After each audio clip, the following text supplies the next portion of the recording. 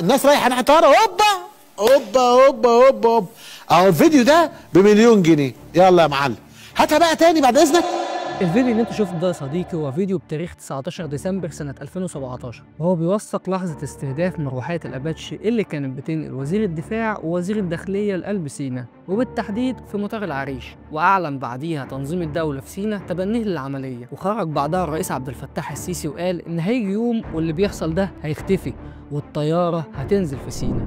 لأن لازم الطيارة هتنزل في سيناء وتنزل في العريش وبكرة تشوف. الله أكبر رمزتي، الله أكبر الله أكبر.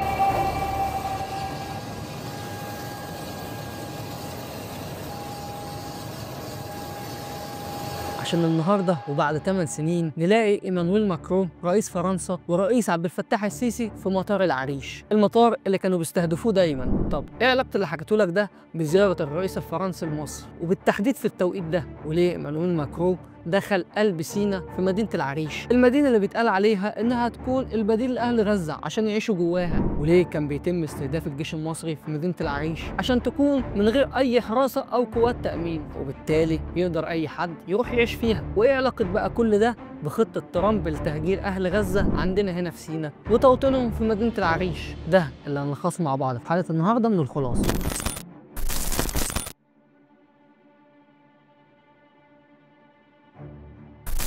الفيديو اللي قدامك ده يا صديقي يبقى للطيارة المصرية رافال، وهي بتستقبل طيارة الرئاسية لرئيس ايمانويل ماكرون أول ما دخلت المجال الجوي المصري. العالم كله اتفاجئ من زيارة الرئيس الفرنسي لمصر في التوقيت ده بالتحديد، وخاصة إنه راح وزار أماكن عمر ما كان حد يتخيل إنه يروح الأماكن دي، زي إنه ينزل منطقة الحسين، المنطقة اللي بتعتبر من أزحم المناطق في القاهرة، وزيارته لمدينة العريش في قلب سيناء، ومستشفى العريش اللي بيتعالج فيها أهل غزة اللي كانوا ضحايا للقصف الإسرائيلي. بعدها زيارته للقطار الكهربائي السريع في محطة عدلي منصور. أنا عايز أقول لك بقى إن كل الزيارات دي مش زيارات كده عشوائية، دي زيارات متخطط لها من بدري. حد هيجي يقول لي طب هما يعني اشمعنى الثلاث أماكن دول بالتحديد؟ هقول لك، لما تلاقي رئيس دولة عظمى كده زي فرنسا يجي مصر وسط ما الدنيا متبهدلة وقايمة في منطقة الشرق الأوسط والحرب شغالة في غزة والكل عمال يتكلم عن خطة التهجير، الكلام ده معناه إن الزيارة دي هتنقلها كل كاميرات العالم، والكل فعلا هيشوف ويتفرج على اللي بيحصل من أرض الواقع. عشان كده دي كانت أفضل فرصة للقيادة السياسية في مصر إنها تنقل وتمرر رسائل مشفرة للدول اللي بتعادي مصر. يعني عندك مثلا الطيارة اللي دخلت مطار العريش ووصلت الرئيس الفرنسي والرئيس السيسي، ادي لوحدها ضربة معلم. من كام سنة كده سينا كانت مليانة إرهاب، والخطة كانت كالآتي: إحنا نطرد الجيش المصري من سينا عشان تكون فاضية ومحدش يعرف يحميها، فتيجي إسرائيل وتاخدها زي زمان، أو يعني في أضعف الإيمان إسرائيل تهجر كل اللي قاعدين في قطاع غزة الغزاويين وتجيبهم توطنهم هنا في محافظة بئر العبد والعريش والشيخ زويد. وموضوع الإرهاب ده وصل لدرجة إن المروحية الأباتشي اللي كانت شايلة قائد الجيش المصري ووزير الداخلية، يعني الرموز المسؤولين عن الحماية والتأمين، طيارتهم تتضرب ويستشهد وقتها واحد ويتصاب اتنين. وموضوع مقاومة الإرهاب ده كان تحدي كبير قوي. عشان كده لما تشوف النهاردة وبعد 8 سنين نفس المطار بينزل فيه رئيس الجمهورية ورئيس دولة عظمى زي فرنسا، تبقى دي رسالة كده خفية ومشفرة للعدو اللي كان بيحاول يفضي سينا عشان ياخدها، اللي هو يعني ادينا احنا موجودين وقادرين نحمي أرضنا، لا وكمان رايحين وجايين عليها. ومحافظة سينا بكل المدن اللي فيها أراضي مصرية خالصة. طيب وزيارة مستشفى العريش إيه الاستفادة منها أو الرسالة منها؟ لو حد تابع اللقاء واتفرج عليه هيلاحظ إن الرئيس السيسي كان بيتكلم مع المترجمة وأكد عليها 3 مرات إن اللي أنتوا شايفينهم دول المصابين من أهل غزة اللي دخلوا في فترة الهدنة، وهم دول اللي إحنا قدرنا نعالجهم. طبعا الرئيس عارف كويس إن في التوقيت ده العالم كله، كاميرات العالم كله هتكون جايباه والعالم كله بيتفرج عليه. عشان كده أخذ إيمانويل ماكرون في إيده ودخل بيه على المصابين عشان يوريه كده ويفرجوا حجم الكارثه الكبيره اللي بتحصل دلوقتي في القطاع، وتعمد انه يوديه لحاله من الحالات كان عندها قطع في الحبل الشوكي، يعني للاسف جالها شلل رباعي، ودي ضحيه واحده من ضحايا كتير قوي في غزه. الزياره دي من الاخر كانت بتوري للعالم اللي بيحصل في غزه، تكشف لهم الحقيقه من ارض الواقع، ودول المصابين اللي احنا لحقنا كده ندخلهم في فتره الهدنه.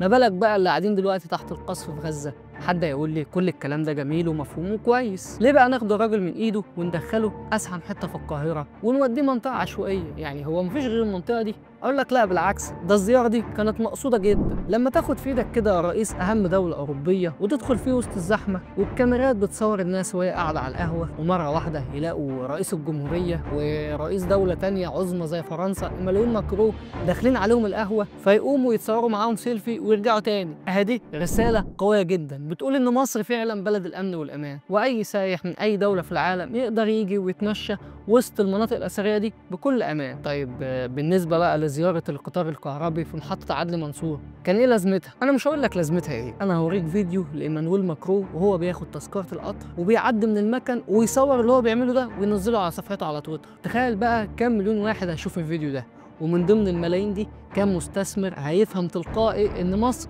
فيها مناخ كويس جدا للاستثمار، الاستثمار في مشاريع البنيه التحتيه او البنيه الخدميه اللي بتخدم عليهم شبكه نقل جباره بتربط كل مكان في مصر ببعضها.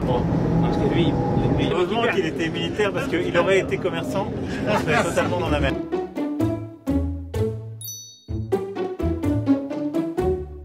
بص بقى، كل اللي حكيته لك فوق ده كان رسائل خفية، لكن طبعا الزيارة دي أكيد كان لها رسائل معلن عنها، زي القمة الثلاثية اللي جمعت بين الرئيس السيسي وملك الأردن والرئيس الفرنسي، الاجتماع اللي فيه الثلاثة قادة قالوا لترامب كده من الآخر إن التهجير خط أحمر والغزاويين هيفضلوا على أرضهم. لحد هنا الكلام ده كله جميل، بس هو السؤال يعني اشمعنى عملوا كل الحكاية دي مع رئيس فرنسا مش أي رئيس تاني؟ بص يا صديقي، مصر فاهمه كويس قوي التناقضات بين السياسه الاوروبيه والسياسه الامريكيه، وعارفه كويس ان لسه الاوروبيين ما وصلوش لمرحله العداء مع ترامب، زي ما احنا بالظبط كده لسه ما وصلناش لحاله العداء او مرحله العداء والاصطدام بحكومه ترامب، وده برغم العداء اللي بيننا وبين ترامب في موضوع التهجير. احنا كده واقفين في حته يعني بيقولوا عليها السياسيين مساحه لممارسه الضغوط الدوليه، ضغوط بقى بالتصريحات، ضغوط بقى بالزيارات والتكتلات، ضغوط باللقطه والرسائل زي اللي عملناها، كل ده من غير ما ندخل في صدام مباشر او في صراع معاهم. يعني زياره زي بتاعه الحسين، زياره احنا عارفين ان هي تجذب الاعلام العالمي والاقليمي والدولي. لما يظهر في الفيديوهات اللي خارجه من اللقاء ده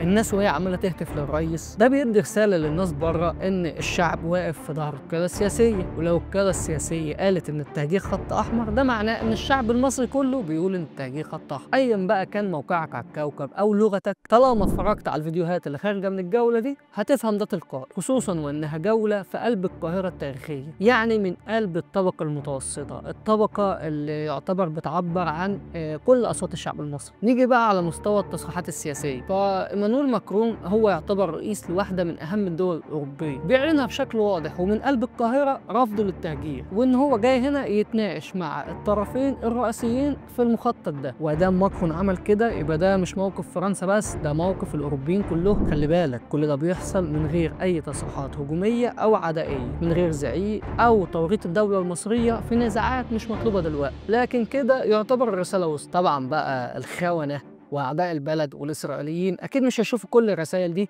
وهيقعدوا يتفرجوا علينا، لا طبعا، وهي دي تيجي يعني على طول. وبعد ما تم الاعلان عن زياره العريش طلع هاشتاج اسمه افتحوا معبر رفح بالقوه، واول صفحه نزلت الترند ده، اول بيان ده، صفحه اسمها حمله شباب مصر لفتح معبر رفح، ودي تبقى صفحه مجهوله الهويه اتعملت على تويتر في 2024، والصفحه دي متوثقه بفلوس. بعدها انتشر فيديو بعنوان كده افتحوا المعبر لتنفيذ التهجير، بعدها انتشر فيديو كده من العدم لشباب مصريين واقفين بيتظاهروا قدام معبر رفح لدعم اهالي غزه، وفيها هتافات افتحوا المعبر بكره ال 100 مليون جايين. ولو نخربت كده ودورت حوالين الفيديو ده هتلاقي اصلا ان هو من اكتوبر سنه 2023، وهتاف بتاع افتحوا المعبر ده اصلا كان موجه للجانب الاسرائيلي اللي كان قافل دخول اي مساعدات، وللاسف لقيت صفحات كبيره واخداه ومنزلاه على اساس ان هو اليومين دول، وصفحات كتير كمان تحت السلم. لكن اللي استغربت ان هي نزلته هي قناه الجزيره، ازاي تخاطر بمصداقيتها وتنزل فيديو زي كده